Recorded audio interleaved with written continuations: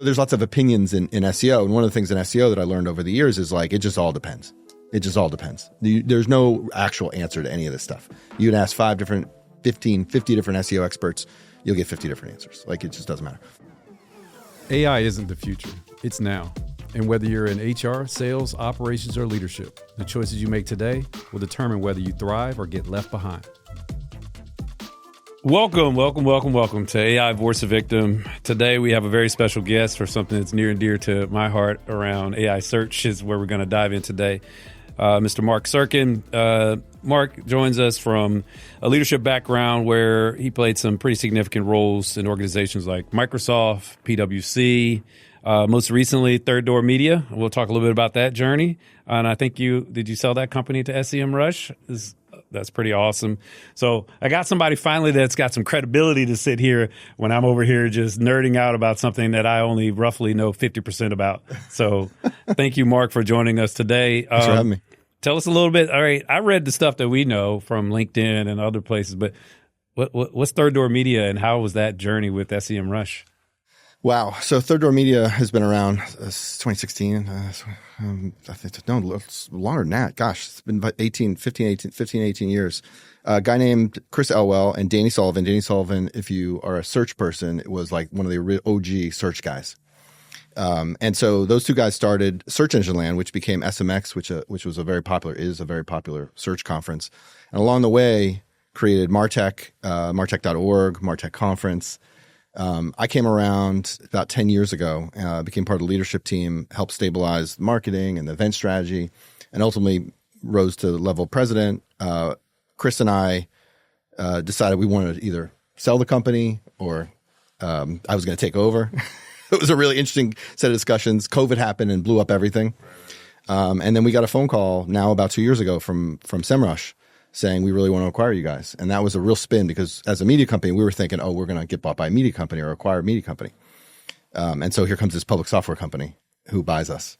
And then for the last year, I've been dealing with the transition and the integration and thinking about how does Search Engine Land and MarTech, independent media organizations, fit into a software company that is actually making software for that same audience, similar to HubSpot buying The Hustle. A little bit of different business model. And so the journey was wild. It was incredible. It was an opportunity, a privilege to be CEO. And my last day was Friday, so I'm very fresh off leaving. Yeah. That's awesome. You noted the similar to HubSpot acquiring The Hustle. I was telling the team here earlier this year, we acquired a podcasting platform called Earfluence, right? Now, I didn't even know, and so I started digging in later, that basically I was following the same kind of path, right, that SEMRush was doing with you guys and with Interesting. HubSpot with The Hustle, because basically what I kept trying to say at the beginning of this year was Walk West is going to do three things really well. We're going to make sure you're seen, heard, and cited, CITED, by humans and machines alike for maximum results. People looked at me like I was crazy. They were like, I don't know what you're talking about, right? But what I was trying to get across was that you have to do more than just kind of optimize for an algorithm. It's like you're going to have to show up in a lot of different places across a lot of different channels, right? You're going to have to show up in video and audio and text and all these different formats. But as I started to dig into HubSpot, and we're now a HubSpot partner, and I'm a avid fan of Marketing Against the Grain podcast, I was like, this is basically what they did years ago, and I kind of backed into a similar strategy. And so excited to see that there's actually a method to the madness. There is a method to madness, and I think it's changing too. I mean, the way SEMRush looks at it is through kind of quote-unquote own media, right? So Search Engine Land, MarTech are own media properties. So is Backlinko, Exploding Topics, some other properties. And there's a team that's focused on how do we sort of transform brand visibility, SEO, content through these third-party platforms that we can now integrate with. Which is tricky. There's some real trick to it, as I'm sure you found with Earfluence. But in reality, when you talk about getting cited, like this is how you get cited, right? You own a podcast like the MarTech podcast, or you own a site like MarTech. And they talk about you in terms of not necessarily selling you, but in terms of citing you over and over and again. And so I think that the own media strategy is a really smart one. It does present some challenges because business models clash. Yeah. I like to say, SEMRush bought media brands. I'm not so sure they really want to own the media business side of that. That's a different discussion. But the value that they get from those own media properties is sort of endless at this point because of what you're talking about with the changes in how people find information. Yeah, I mean, I'd say discoverability, awareness, visibility, whatever phrase you want to use. it's never been harder. And I've been trying to explain that for, at this point, going on over a year, 15, 18 months. I kept explaining to folks last year. Folks kept saying, well, we just need to get back to basics and do things like we used to. I was like, the world does not work the same way, right? And what I kept talking about, and I coined this phrase, the lead flow crisis that I talk about, and I've been talking about it to my team, since the beginning of the year. And I would ask these executives late last year, and I met almost 70 executives, and I said, how often, if ever, do you scroll past the AI overview?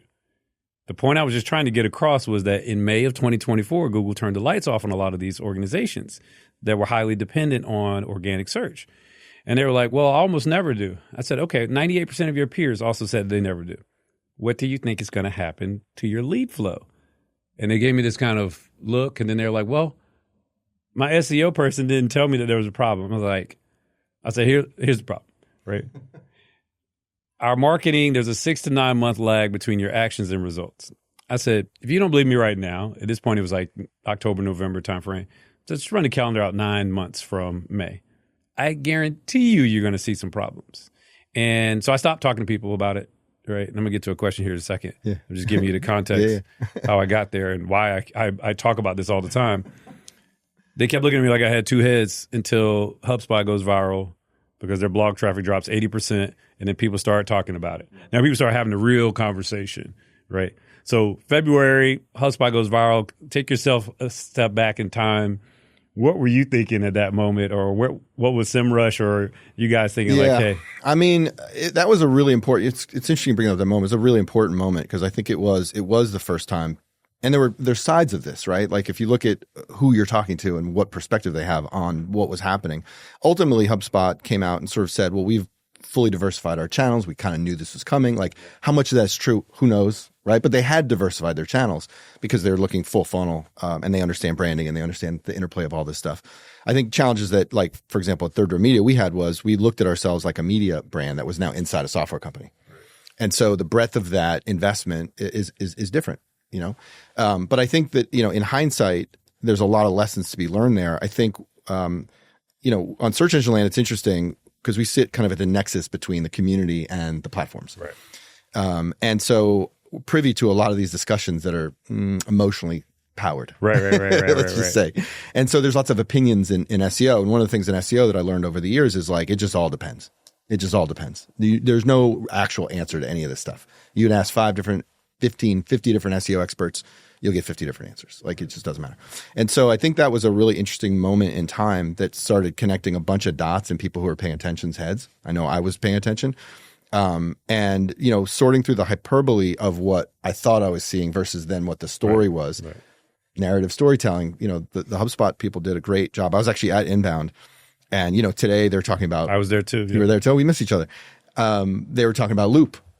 Right. And you sort of ask yourself the question, what's this narrative all about? And what are they doing? And how does this play into how they're going to sell their software? And so you always have to sort of think about the angle. And this is kind of, when you run a media company, you sort of always think about what's somebody's perspective, which isn't necessarily true or not. It's just what's the narrative that they're saying. So I thought that was a watershed moment, the same kind of moment as when Google released AI mode for everybody. Right. And so you look back at these things and say, oh, that's what we learned. It's very hard in the moment. Because I think that like the model that we all have in our heads, whether it's the traditional metrics of how we measure marketing, like open rates or clicks or whatever, SEO, traffic, they're all changing, and they're all changing very fast. While I know you like to talk about HR issues, while we all individually and collectively struggle with like, what's this AI stuff do? Right. Am I going to lose my job? Right. What do I have to learn now? What certification do I got to get? Right. So I think there's a lot of factors here that are playing into this, and the game is changing really quick. Yeah, my hope, and I was there at Inbound too, and I was having a few side conversations with some folks at Inbound, right? And so we've really embraced kind of the Loop marketing playbook we just came out with. We had our 4P strategy to combat kind of lead flow crisis, which was podcast, partnerships, PR, and publishing, right? And kind of the backdrop of all of that, when I kept trying to explain to our team when I came back, because I was on the board, I invested in Walk West 10 years, almost 11 years now. And I came back to become CEO earlier this year. And what I kept trying to get across was like, you have to show up in all of these different places. You got to produce a lot more content. You got to have short form video. To change my own mental model on this stuff, what I kept doing late last year, like I always buy the pro account of everything, right? And so I had the early releases of deep research from Google. And I kept posing the same questions late last year. And I said, in a world in which Google doesn't exist, what are people going to do in 2025 to be seen, heard, and cited? And the same things kept coming back: microform video, podcasts, micro influencers, short form video, podcasts, all these things. So I kept trying to tell folks, like, it's not that I knew the answer. I knew how to change my view of the problem, right? But if you're grounded in this world that Google is the exact same and is never changing, it's very hard, right, for folks, especially in the U.S. because we're so tied to our titles. That's right. Right? Like there's a former head of, did you listen to the former head of OpenAI, go to market for OpenAI, Zach Cass, when he was on stage at Inbound? And he talked about how closely tied our emotional identity is to our titles. And he said one of the things that's probably one of the most fundamental issues right now. Yeah. Is trying to explain to someone that whatever your title was is different now. Yeah. And so, and you touched on a few different things too, right? But that mental model is one that sticks with me all the time. Yeah, I mean the title. Look, I've been fighting the sort of ego battle my whole career. Like, what's my title? I want to be CEO. I want to be CMO. I want this, that, the other thing. And at the end of the day, what I really want to do is just do good work and apply curiosity to solve hard problems. I think there's so much in there to think about. It's not technology only. Technology is part of what's happening. But the people in the process stuff here it's just overwhelming when you sit back and take a breath and go, what's actually happening? I was telling Javier before we were talking over there, I for years I wanted to do a podcast, but my ego was what stopped me. And then as we're thinking about what's the change in the marketplace at Third Door, we had started conversation with MarTech. A guy named Mike Pastor, who was running editorial for me, did it and had some success. And I finally said, you know what? I think I'm going to do like a CEO type podcast. And so we started doing that you have to come on, by the way. It's about 4 or 5 months ago. And it's amazing what happens when you start having these conversations, right? Your brain just starts to fire. You start to meet people with different perspectives, and it starts to color how you think about interacting with all of the stuff that's happening. So fascinating. So it's just endlessly. 100%. People ask me, they said, hey, a year or two ago, you weren't so vocal and out front like that. I was like, yeah, for me, for kind of different reasons. I never wanted to be viewed as like the CEO that felt like he had to be on the front of the float all the time. Right. But then when I started to realize that my chairman, he had been embracing it for the last several years. And the thing that kept reminding me is like, hey, man, it used to be what you know, then it was who you know, now it's who knows you. Right. And we talk about in the era of where I always say, folks, an era of which endless content can be created at the push of a button. I said the difference between you and I is I can be on camera, on stage, on point all the time. That's right. Right. And I keep trying to explain this to folks, but a lot of companies that were created over the last 10 or 15 years, especially in the software space, you had a lot of great builders that were CEOs, but that weren't great sellers of the product. They weren't great storytellers, right? Just, you made me think about something. So HubSpot, one of the things, if you go back and listen to their older podcasts from earlier last year, right, and then even early this year, they talked about how they started to diversify with the hustle. Not because, and they admitted, it's like, not because we knew about AI, it's because what they had already realized was that there was so much text content. They helped create the problem, right? You taught people how to do this, and they went wild with it, right? And so they had to do an episode after they went viral to explain. It was like, hey, man, we had already diversified because we already saw there was going to be a problem. That's right. And then the earnings came out and it proved out, their thesis. So like, yeah, sure, we lost 80%, but it was already going to go down significantly. But the thing that I was saying at Inbound was very interesting for me because everyone here at Walk West has at least one Gen AI certification. We just finished up our 2 days ago, our competition. And there's people that were so thoughtful in telling me how they dethroned me and had more certifications. And I was like, thank you. There's multiple people that did that. Didn't know that. But I'm very competitive. But anyway, I was at Inbound, right? And I was at Partner Day and I kept looking around and they're talking about Loop and they're talking about all these changes in AI and you can just feel it. You hear the whispers, this and that. And so then I was having some sidebar conversation. I said, you guys have 7,000 partners of which 6,950 can't spell AI, right? They're like, yeah, it's a problem. It's a problem. It's like, okay. Yeah. Like, interesting. So I don't know, but I think it's, I'm hoping for the best, right? Again, the podcast is called AI Voice of Victim because I don't want people to be victims. And you heard me, you've listened to, I try to scream into this damn thing all the time. It's like, man, you have got to pay attention or it's going to be too late. It's so hard though. I mean, at Third Door, I was the first into the breach on the AI stuff. And then you talk to anybody who I worked with, anybody that I was trying to lead and manage up the hill, same thing, screaming, felt like at times into the wind, felt like I was spitting in the wind and getting it right back in my face. But it was sinking in. And I think people operate at different, they operate at different pace. They see the business differently than someone like you or me, necessarily from depending on the level. But getting people to be curious and then do their own experiments with a framework to do those experiments was very difficult.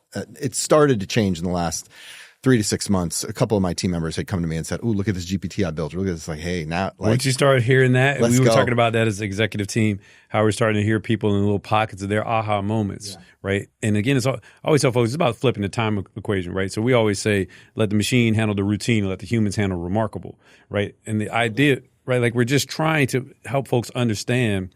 I've seen some like ridiculous stats. I call it the productivity crisis when they were saying 40 to 50% of a knowledge worker's work week is comprised of searching for things to do your job, copying and pasting, reformatting data. Yeah.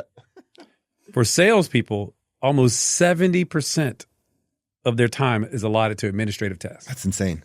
Your salesperson that's supposed to be out there having conversation and selling is only spending 30% of their time actually doing that, right? And so when I talk to folks about this, and it's all the numbers. And on the marketing side, I have marketers that reach out to me all the time. They're like, I don't know what I'm supposed to go present or go in with, because all our historical numbers that I've been showing them are horrendous.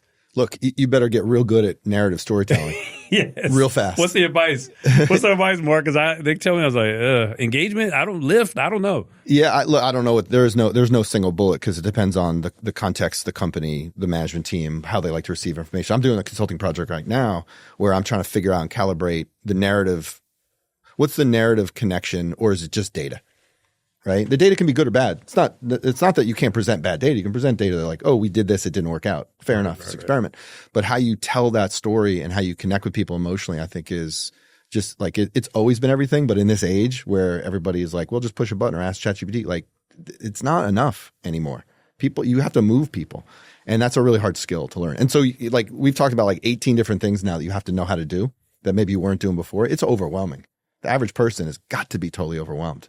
100%. I intentionally tell the team internally now, and it's going to be a lot, but I'm going to say it because it's just to prove a point, right? Which is, I said, you need 4 to 6 new roles across 8 to 10 new technologies or capabilities to deliver 10 to 100x more content twice as fast across 4 or 5 new channels. So if your team is built and comfortable doing that, then you should go do it. That's right. But most people look at me, they're like, no, it can't be that stark. I was like, I don't think you understand what's happening. It's interesting because we literally just went through this. For years, we resisted. We knew that this was all going to happen in some fundamental way. Like we knew short form video was going to be a thing. We knew we were watching other like Vice Media, other companies are doing it in certainly consumer space. But it was sort of obvious like B2B is going to follow quickly. Our problem at Third Door, like say 4 or 5 years ago, is the tools didn't exist to do it efficiently. And so, okay, like this setup here, this podcast, you guys create a bunch of clips. I'm sure you're using Opus Clip or Riverside or whatever the heck you guys are using.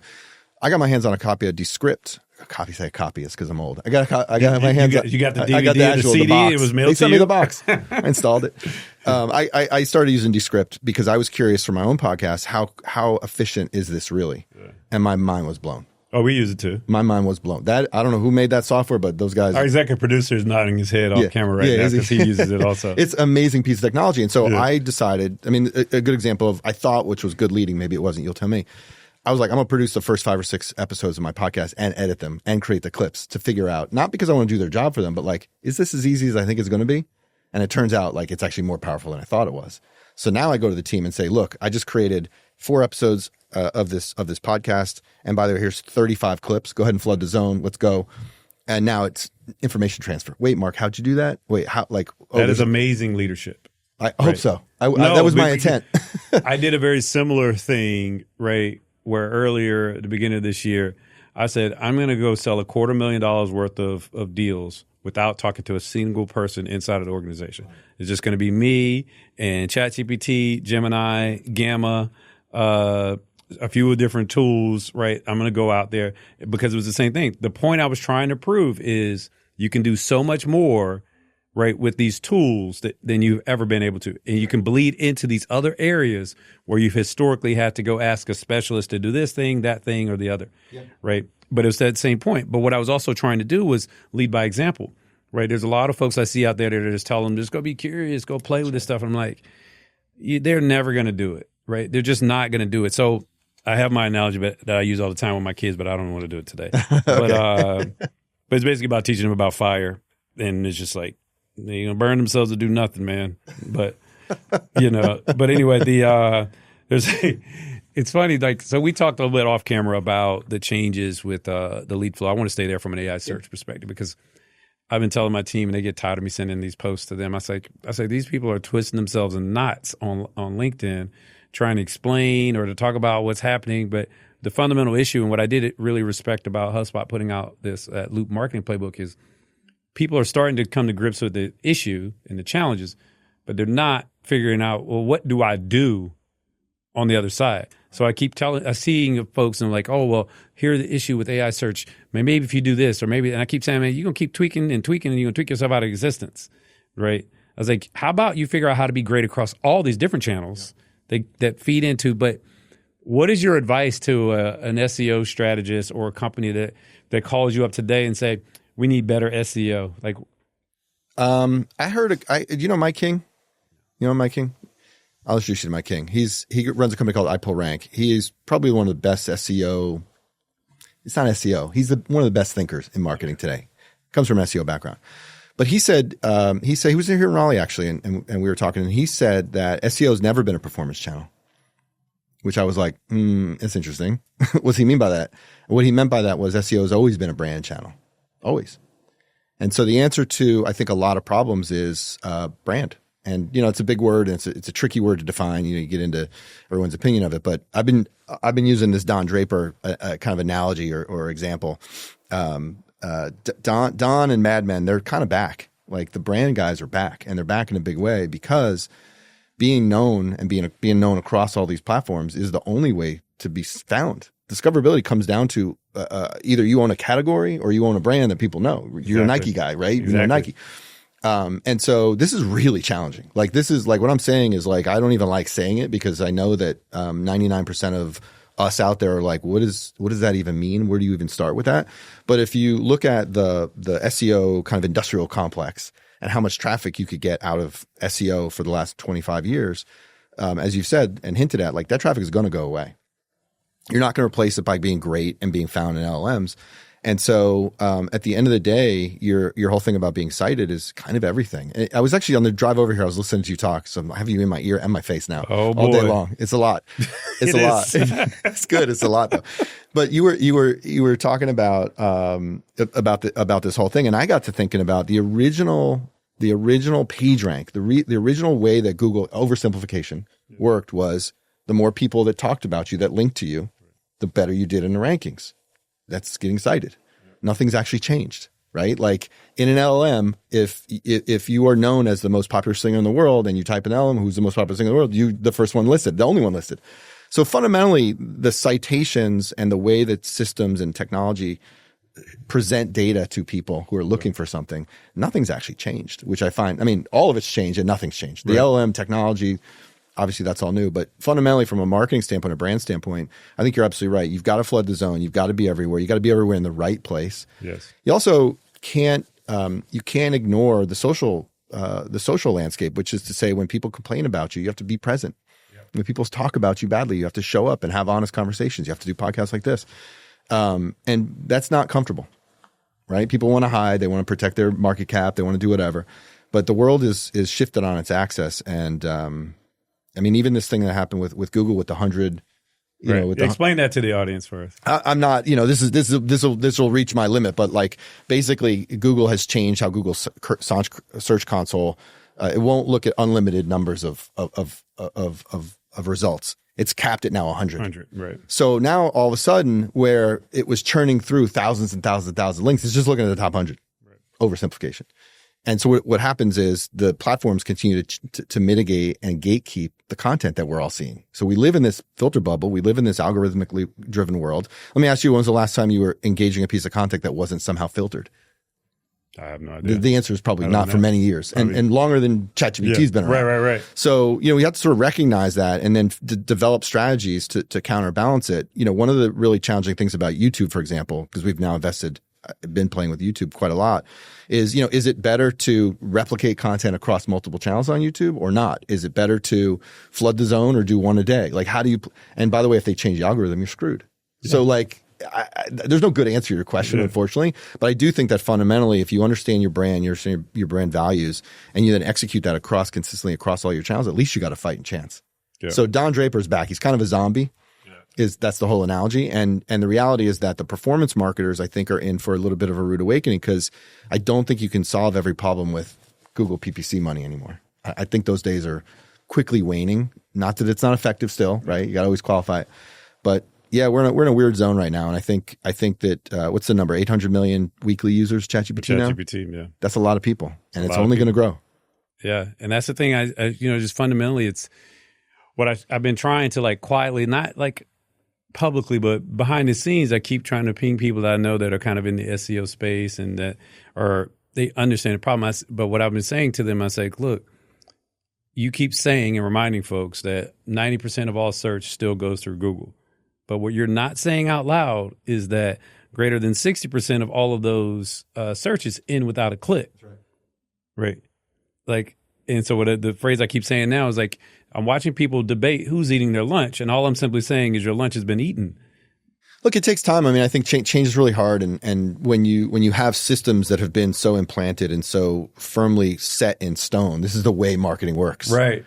You got a big problem. I mean, I'm a fan of chaotic times because new opportunities emerge. But let's also be honest. Chaotic times are scary, and they shake foundations, and they whether it's, hey, have you learned AI, or do you feel like AI is going to take your job, or do you understand what a modern go-to-market motion is? Like, these are really challenging things, and I can't say I'm great at all of them because I'm a human too. I have emotions. I get scared. Oh, is this going to work? Is this not going to work? But I think if you can adopt that experimental mindset and then strategically kind of go, this is the hypothesis. Can we test this over time?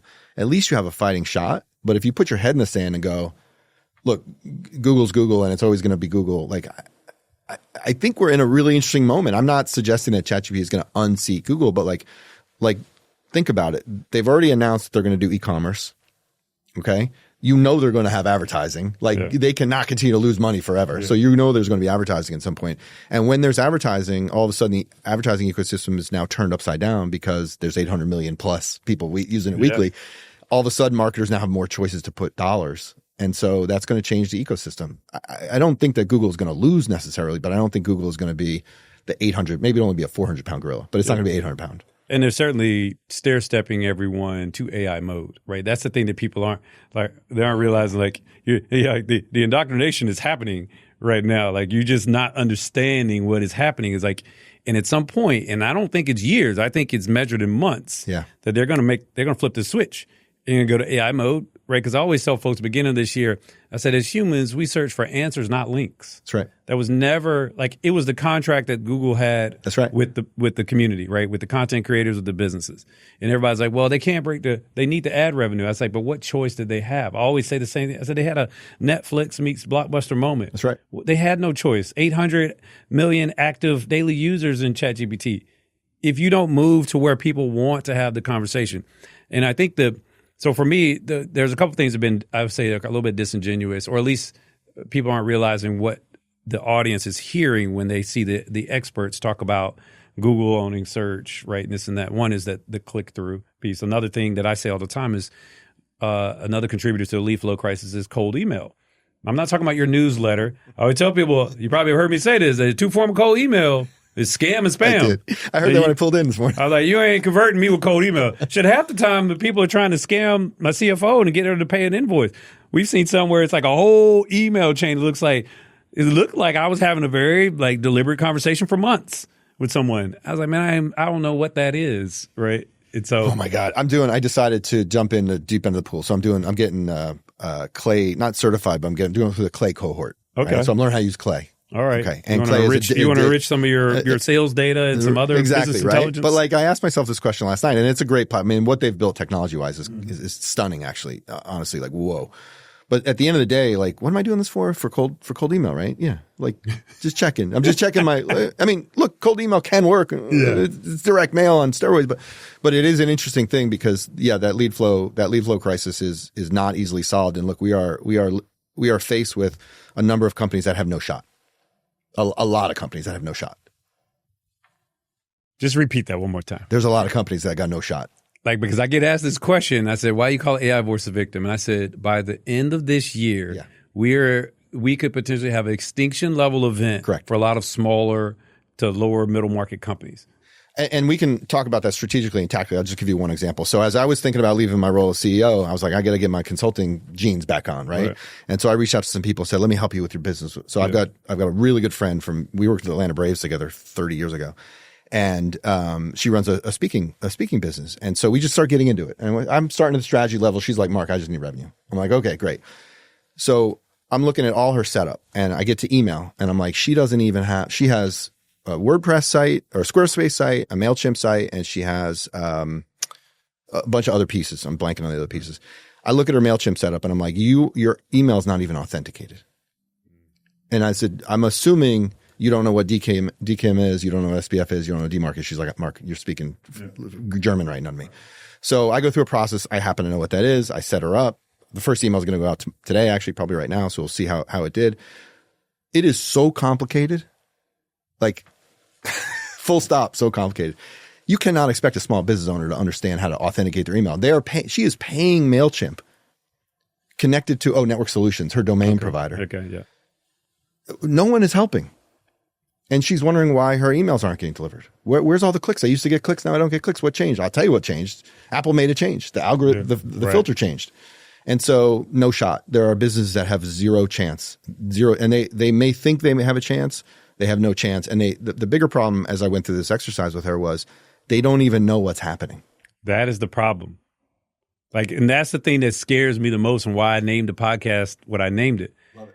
I said, I don't think people are understanding the exponential curve of this change and how fast. And I always use the same analogy. It's like my parents, both sides, they were farmers, right? And my mom's side was big tobacco farmers here in Durham area. I said they had a decade to see the writing on the wall and start to change. It's like, you don't have a decade, right? And so I hear people say, I might get into it in 2026 or maybe in May, we might do an event. I said, oh no. I said, if you wait till May, you might not be around.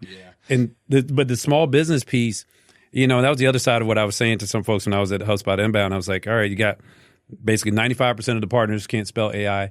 And then you have 100% of your clients now that you've just unleashed all these new AI capabilities and all these tools. What are they going to do with that? God knows. I have no idea. We were reviewing the kind of some of the new features just last week with someone that wanted to reach out and ask about, some help with HubSpot. And there were so many times, first of all, they didn't even know that some of these features existed. And they were like, click on that, click on this. They were like, oh, and they started getting excited. And then we had to stop and like, whoa. We need to crawl before. They're like, I'm going to do this. And I'm like, no, you're not. Yeah. Like, you do that, boy, it's going to be catastrophic. And we've seen this across so many customers who just, they'll get an AI tool, XYZ, whatever, AI SDR, for example, right? And they just unleash the thing. Yeah. And not only does it not work, not only are you exacerbating the problem of cold spam email, you're sending untargeted, unpersonalized messages that, frankly, you're destroying whatever brand you did have. Well, that's the point, is that if you even had a brand, you've now destroyed it even further, which is putting you even further behind. So it's a bit of a virtuous cycle if you don't stop and go, wait a minute, what's the landscape, really look like? Similar to AI voice of victim, Playbook Broken, which is my podcast, is the same shtick, right? Like, your playbook doesn't work anymore. That's okay, but you have to recognize and admit it doesn't work anymore.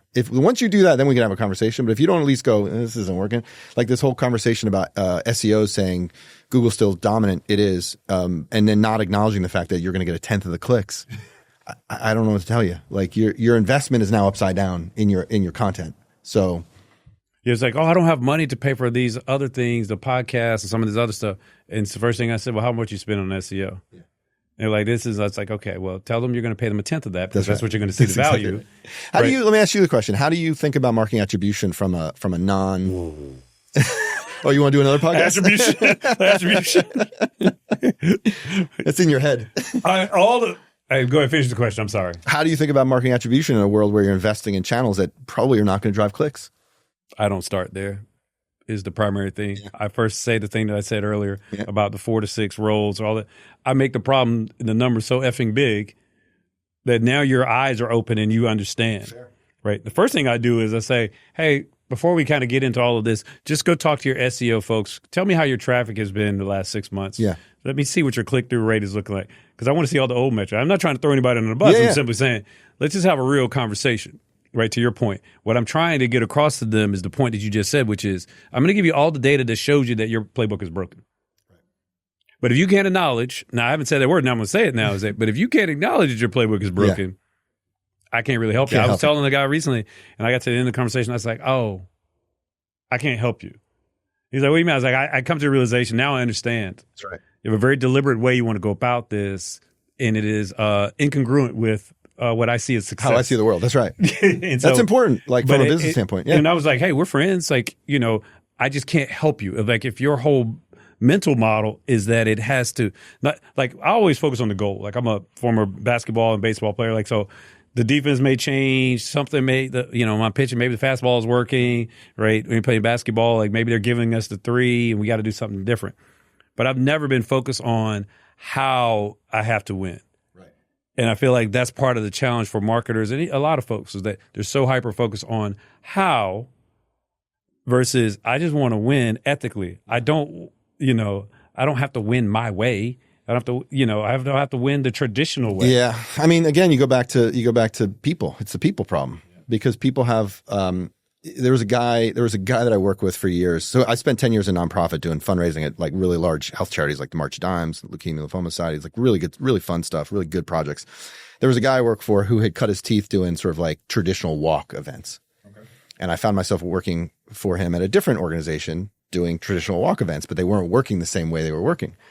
But that's what he knew how to do. Right. So, ducks quack. They don't roar. Right. So that's a people problem. Right. And so how do you coach? And this is why people like you and me get paid money. Like how do I help you get out of your way and figure out the new path so that you can win? Just because the playbook was this doesn't mean it's not that tomorrow. It's a hard conversation. It's not one that everybody wants to have. It's not one that everybody can have.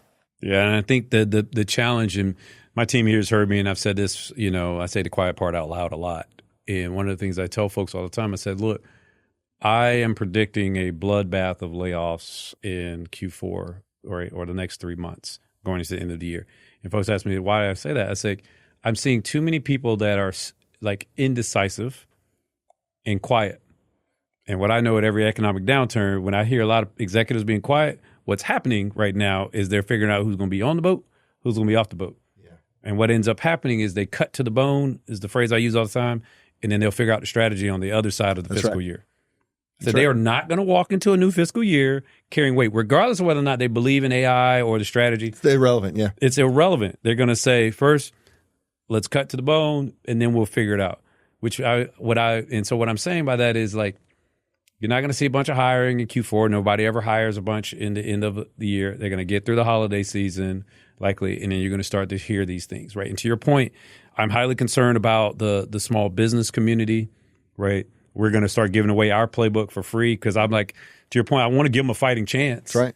Right. I want them to say, but people aren't paying attention of how challenging it is, right? And I've seen all these kind of whispers in different groups of CEOs of these smaller companies because I was at Adobe Summit earlier this year, and I remember talking to some folks at Adobe about this same kind of lead flow crisis.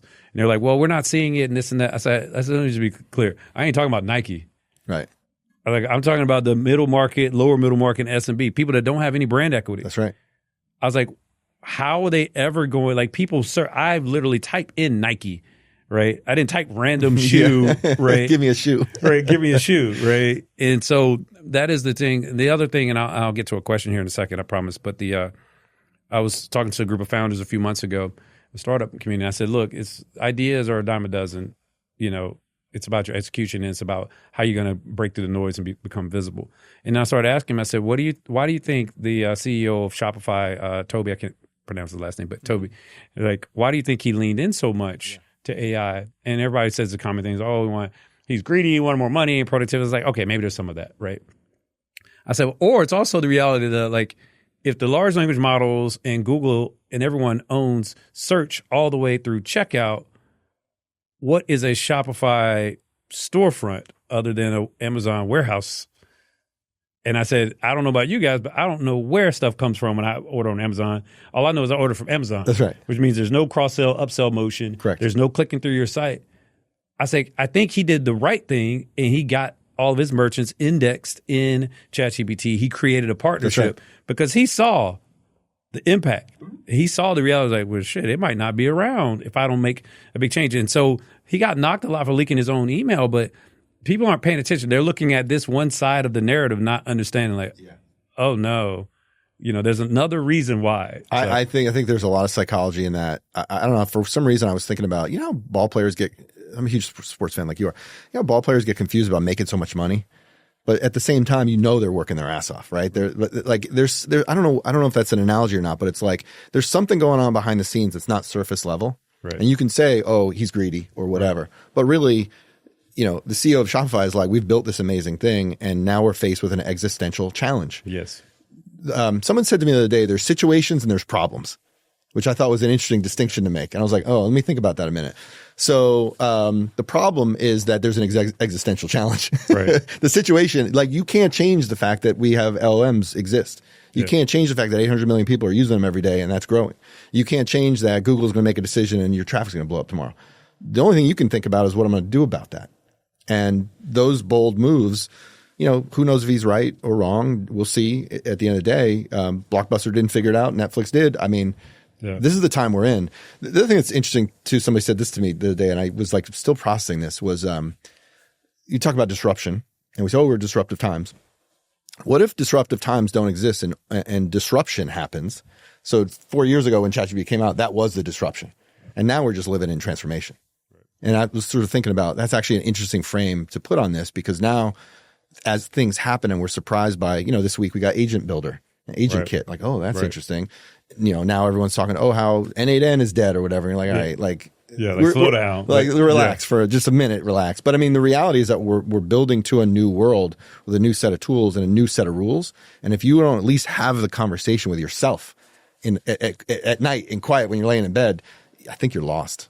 100%. That's why I keep saying, folks, about potential bloodbath, because when I talk to these executives and they're not making a decision, I'm like, well, I know what decision they will make, because when they start to budget, they're going to look at their historical numbers and they're going to, they're trying, part of what's happening is they're trying, again, they don't know where to do, where to start, but the other is they don't know how to fund the thing. Right. They're going to figure out the funding mechanism. It's going to be their head count. That's right. And I don't like to use that phrasing, but that is the reality. And I try to get this across to folks. And I'm like, if your leadership team is not talking about AI, that might be problematic. Yeah. Right. And so I keep imploring to folks, I'm like, this affects every human on the planet.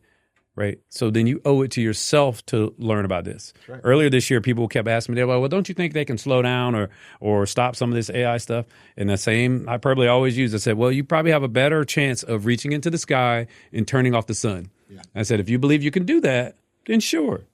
Now we're 800 million active users later, the fastest growing software and platform in history.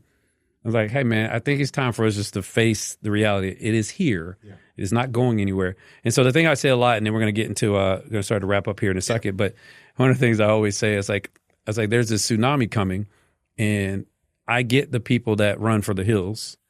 I get the folks like you and I that look at that wave and say, man, shit, how the hell do I ride that, right, to the next thing? What I don't get is the people that are just standing on the shore waiting to get crushed. Yeah. I was like, I just don't fundamentally understand anymore. Like, I get it at the beginning of the year. I got it last year. Sure. But I'm like, shit, how many of your friends don't have a job? Like, how many people? I'm like, at some point, folks, we have got to wake up and realize the world has changed. And so one of the things I've been saying the last couple of weeks here is that, and it just it was starting to weigh on me. And I was like, I get we create these analogs, right, to a previous time because it creates that connective tissue for us. But I say it is highly dangerous now to keep making these false comparisons. Yeah. Oh, it's just SEO, but do this. No. Or it's just, I was like, that is just a space shuttle and that is just a bicycle. Look, I mean, there was a time when I first got in the workforce, I graduated 91, 92. Faxes were like the predominant way you communicate with each other. Right. Faxes. Right. It's not just diminished. No one faxes. I mean, I guess there's like healthcare business for reasons but like majority of the world does not fax anymore. Yeah. And so we go through these waves. I experienced the birth of the commercial internet as a person working on the internet in 94 is my first internet job. And in 94, 95, I was with a small agency. We would go in a company and say, you need a website. It's at the time cheap, like $1,000 for a 3-page website or whatever we were building back then. And people were like, why would I need a website? Within 4 years, everybody needs a website. Yeah. We're like 3.5, 4 years into ChatGPT, and it's compressed.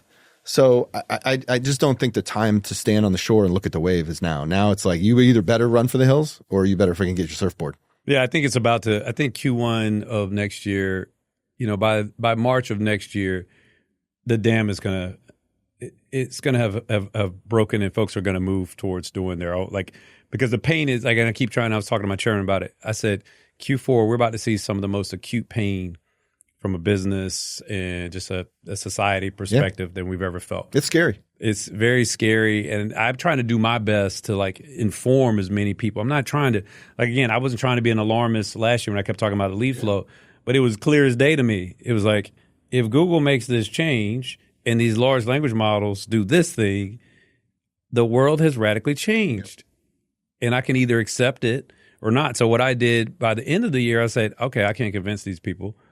So I can't convince you that the sky's blue. So I focus on our own team, and we changed our own model. Yeah. And so we're growing pretty significantly. It's inspiring what I'm hearing out of you guys. It seems like you guys are really doing some great stuff. Because we realize we got to flood the zone. You said it earlier. Yeah. You have to show up in so many different places. And people are like, man, you guys are putting out some great content. It's like, that is the point. That's the point. You noticed. That was the whole point. But people were asking me, like, why are you guys doing it? I'm like, I don't think people understand the problem set. Yeah. And so I talk to a lot of folks that aren't doing these things, and it's not easy, right? I got the benefit of basically people were saying, it seems like you're creating a media company. It was like, yeah, every company will be a media company. It'll be the only way that you can survive if you're not the 100-year-old brand or the 50-year-old brand, right? And so that is, but I'm glad you said it, not just me. You said, hey, there's a lot of people, I remember the exact phrase, but you're like, a lot of people ain't going to make it. Right. And that's the other thing with our second P is partnerships. And I kept telling folks, I'm not going to go business alone. Yeah. The bigger players have all figured this out. The incestuous nature of how when people read a headline, like, oh, NVIDIA invested $100 billion in OpenAI. I was like, yeah, and they bought $100 billion in chips. That's right. Right. That's exactly right. Microsoft did this. I'm like, yeah, and then they invested in Azure. Look at HubSpot's done what they're, I don't know, do you know who Scott Brinker is? Yeah. So Scott just retired, right? Or he just left? He just left. Yeah. He was actually doing a keynote here, and we got a chance to actually watch the OpenAI Dev Day together, which was super fun to sit with him. But we were talking about the same thing, and the ecosystem, to build on your point, the ecosystem that he built at HubSpot is the same thing. Right? HubSpot can't build 50, I don't know how many thousands of partners they have, but they can't build all that stuff themselves. They need an ecosystem. Even SEMRush has a ecosystem of thousands and thousands of partners that extends their reach, extends their brand, puts them into places where they can't reach it. So yeah, partnership is kind of like one of the But keys. The bigger companies have already figured it out. The problem is the small companies, it's like crabs in a bucket. When I try to get people to partner, and it's just like, oh, I don't know. I'm like, man, you guys are doing this wrong. Yeah. You're doing it the hardest way possible. But then at the same point, I was just like, I get it, right? A lot of your ego, like people, I want to prove that I can do. I was like, to whom? To whom? Like, who are you proving this to? Right. So, all right, we do a little segment here. Right. We call it Last Chat. So you got to pull out your phone, right? We basically just ask you, hey, and I'm going to read mine off too. All right.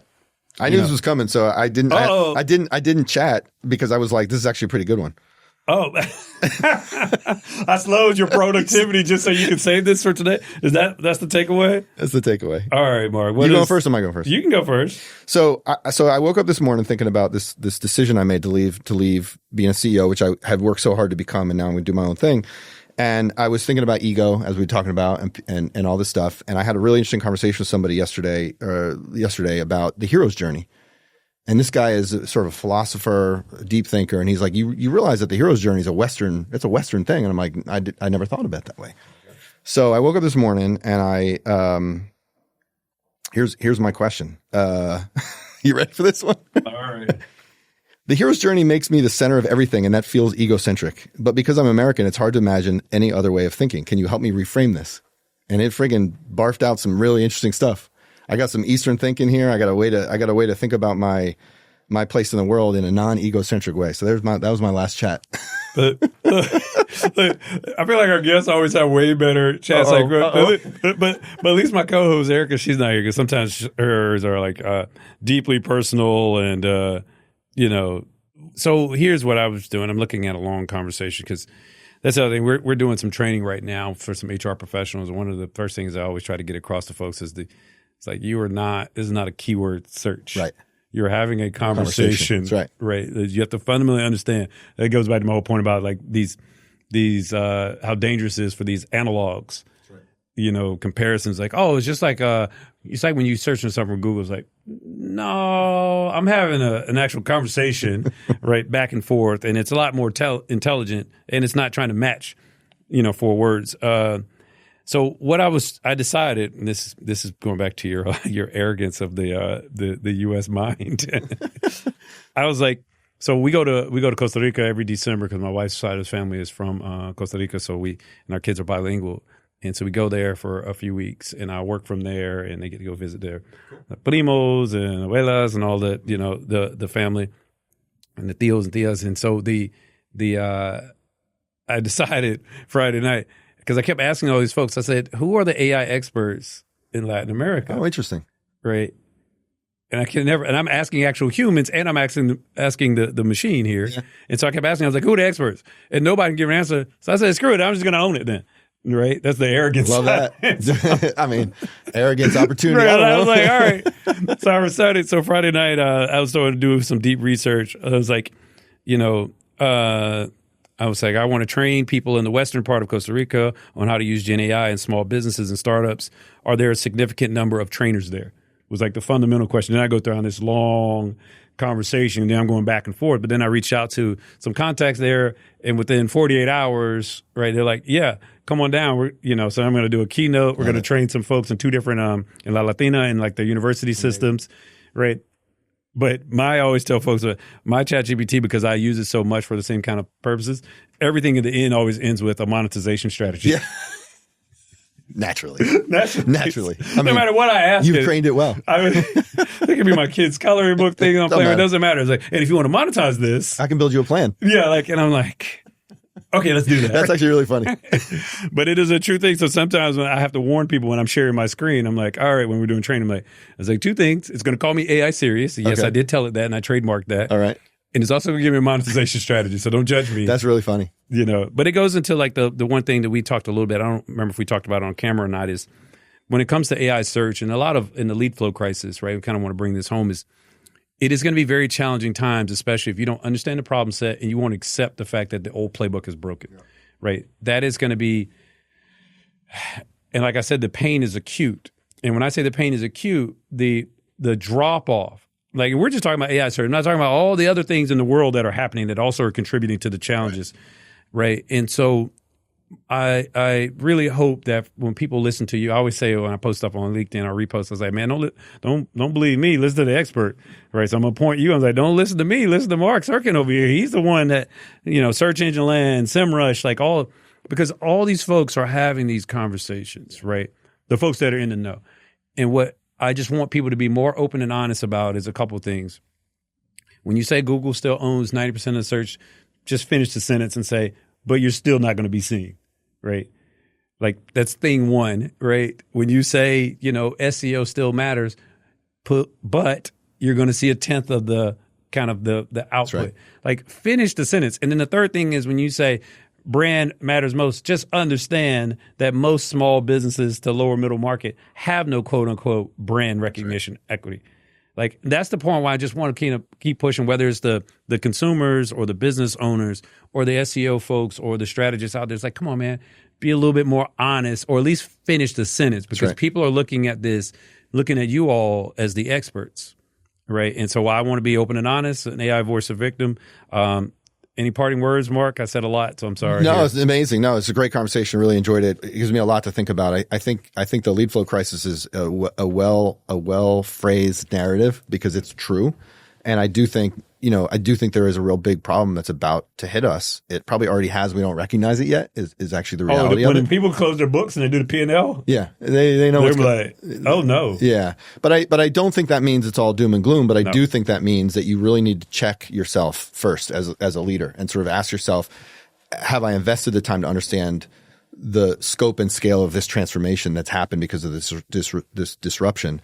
And do I have the will to navigate this? Because it takes will. It takes willpower and curiosity to sort of go, I'm going to learn about this. I have to learn about this. I can't delegate this. I think you were talking about AI councils that have nobody on them who knows AI. I say Stop. every time, like, what are you doing? Hire somebody, bring somebody. Like, it's not that, but that's kind of the point, is that you cannot delegate this. This is existential in a way that requires full attention.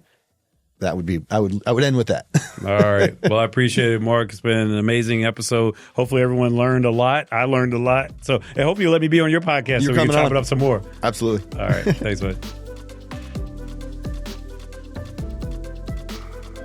Thanks for joining us on AI Voice or Victim. If you want to stay competitive in the age of AI, start now. Take one insight from today's episode and put it into practice in the next 24 hours. Make sure to follow us, share your thoughts, and subscribe for more actionable AI insights. See you next time.